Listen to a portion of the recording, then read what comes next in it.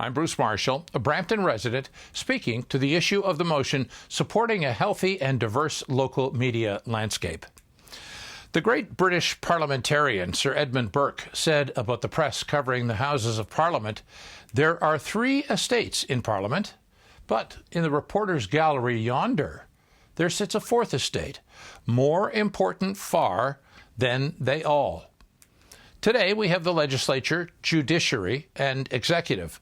By Burke's reasoning, the news media is still the 4th estate, the eyes and ears of the people in a democracy, keeping tabs on the activities of the other estates. That's the first, foremost, and paramount purpose of the press or media in a free and democratic society: to keep an eye on government, to report on what is or is not transparent. A journalist's job is to afflict the powerful and comfort the afflicted. So when a media outlet calls government to account on an issue, that's their function in a democracy. And while I support the federal government's support of media outlets, we also have to be very careful about the strings attached to such support. Let's use the CBC to illustrate. The CBC is a national broadcaster, not a state broadcaster. The arm's-length relationship between the CBC and the government that provides their funding means that we can be assured of total independence of CBC News. They regularly do their job by biting the hand that feeds them. Another story: the fictional city of Notmarb, who hired a bunch of lobbyists who had no previous experience nor reputation in professional broadcasting of any kind, not a whiff of journalism training nor experience, and they were hired to execute a sort of community TV channel. It would have quickly devolved in what would have been a 48-month-long election commercial for the sitting council of Notmarb. The Notmarb Council of Emperors had the finest garments in all the land, according to Notmarb Focus. That wasn't local media. That was propaganda. That was hiring your friends with city money to run a constant commercial for you. Journalism is important for our community, but propaganda is not journalism. A politician was in town recently making an early election promise about a hospital.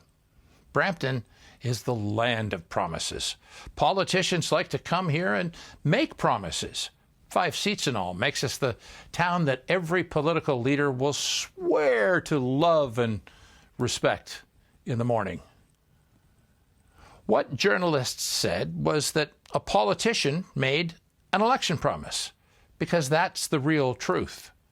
One particular propaganda megaphone practicing yellow journalism was tooting about a hospital that is going to be built. We don't know that. It's just an election promise. It's a promise like the one made by the Liberals about Peel Memorial on November 9th, 2017. If any media outlet had printed back in 2017 that Brampton was, quote-unquote, getting a hospital, they'd have had egg on their faces. Then and now, it was an election promise written in the air.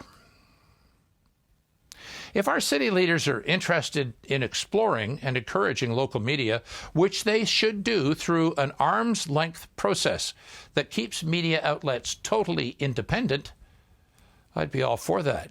Indeed, I'd help. Could we put together an incubator where we taught some basic media skills, say, to young people?